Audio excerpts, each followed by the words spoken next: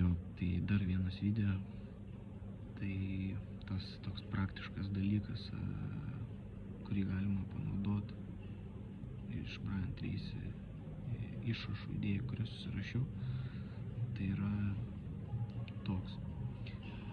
Iš uždirbtų pinigų, sakykime, jeigu esate samdomo darbo darbuotojas, tai kiekvieną mėnesį gaunate algą. Tai iš tos algos atsidėti 10-15% santaupams.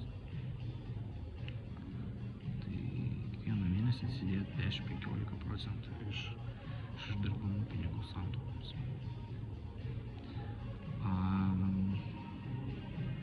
Arba jeigu jūs dirbate nesamdomą darbą, o kažkokį versliuką gal turite, individualiai atliekate darbus, tai nuo atlikto darbo jūs gaunate užmokestį, iš to užmokesčio 10% santaupams. Toks aiškus ir suprantamas.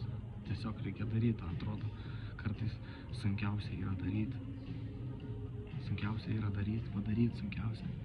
Nes lengviausia pašnekėti, pagalvoti, padaryti yra sunkiausia. Tai va. Ir tada galima prijungti dar vienas dalykas, tai arba tą naują dalyką kitą video įkelkim.